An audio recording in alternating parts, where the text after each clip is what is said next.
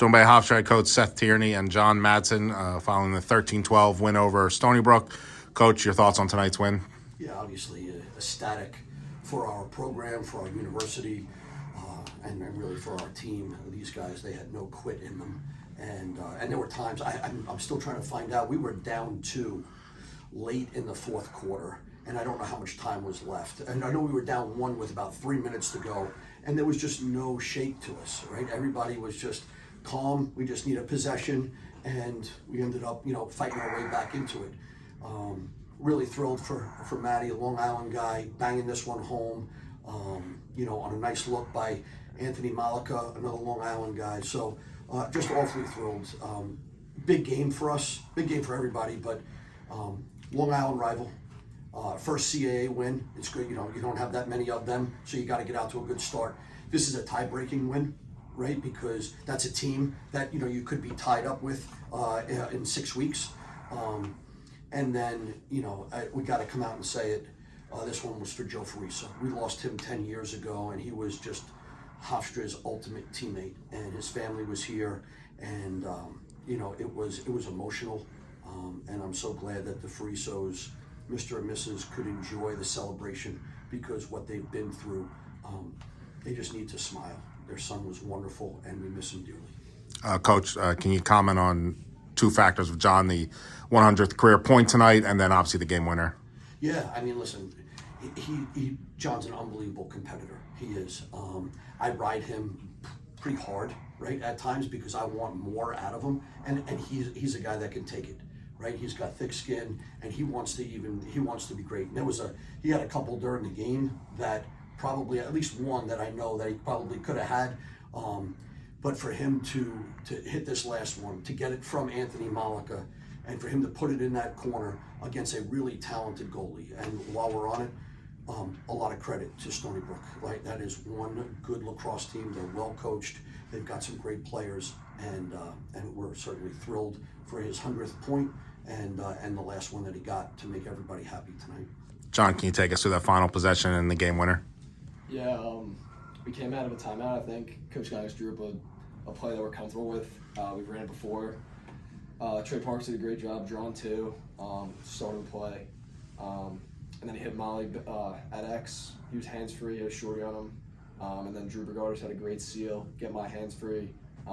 Molly found me, and I had an easy job just putting it away. So a lot of help from the on that one. Hey Seth, coming off the last game, what were your expectations for your group coming into tonight? The last game in North Carolina? Yeah. Yeah, listen, the last 3 quarters of North Carolina, we played better. The first quarter kind of sealed the game. And listen, they're a top 4 team. We spent a lot of time getting down there, a lot of resources getting down there, and I wasn't thrilled. And these guys know it. Monday, Tuesday, even part of Wednesday's practice, it was pretty dark out on that field. And we needed to perform better, even if it was against an unbelievable opponent like University of North Carolina. So we had a focused week. I can leave it at that. But we knew there was going to be a lot of factors, right? You have people, we had a great crowd tonight, and facilities did an unbelievable job. But for us to kind of play with a lot of emotion, but not get ourselves in too much trouble. And so I was thrilled from the focus all the way to the end. I would have loved to, capitalize and get to a 2-goal lead, get to a 3-goal lead. It just never happened. So you got to play the hand you're dealt. What do you think this kind of game says about your group's resilience? Because you rallied back from a few deficits tonight. Yeah, it's one or two things. Either we're not very smart, right, and we just don't know how to be nervous, right? It's just one of those things. But that's not the case, right? These guys know that getting crazy and getting tight and white knuckling your stick is not going to get it done, right? That last shot, his stick was about as loose as it could be in his hands for him to shoot that and for it to go where it went. If he was white knuckling that stick, it wouldn't have went in, right? It would have been in a different area, or the goalie would have came up with an unbelievable save. And listen, their goalie, he's a top goalie in the country. He does a great job of turning some back. So really proud of this guy.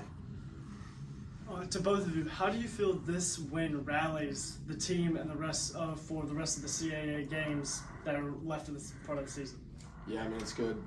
We're about the only guys in that locker room, the only guys that believe in this team, so that's all we need. There's great resilience in this group.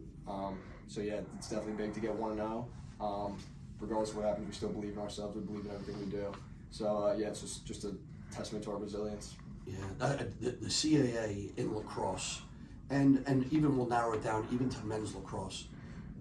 These games, they're enormous, right? And it's just, you say, well, it's just another game. If you carry a loss after your first CAA game, the weight is a lot heavier into your next one, right? And the weight's going to be heavier because we're going to treat this like a loss come Monday at practice, but it was a win. And now you can play with a little bit of wind behind you, a little bit of, not grabbing your stick so tight because you're not 0-1, you're 1-0, and we need to start to prepare. We'll break down this film, we'll fix up a few things, we're gonna heal. That was a long game, we got guys cramping, we got guys that are banged up, it was physical, but now we're gonna be on to Monmouth pretty quick. Coach, obviously a lot of the credit's going to go to John and the offense tonight, but how about playing 66 minutes of lacrosse today and having single-digit turnovers? You know me, so that's why you're asking that question. And when I looked at the stat sheet here, right, the turnovers, they ended at 9. The big number is we didn't have a turnover in overtimes. In both overtimes, we didn't have a turnover, and for that, it's that part of it is impressive. Facing off, it's a work in progress, but we also pulled a couple away that we lost that get statted for them, and we ended up playing offense. So we count that as a win, but I'm proud of the way those guys battled. John, just curious, on the game-winning goal, it looked like it was like a sidearm shot. Is that something you work on, or was that something you just tried? Yeah, I mean, definitely sidearm underhand is definitely a lot of the stuff I do.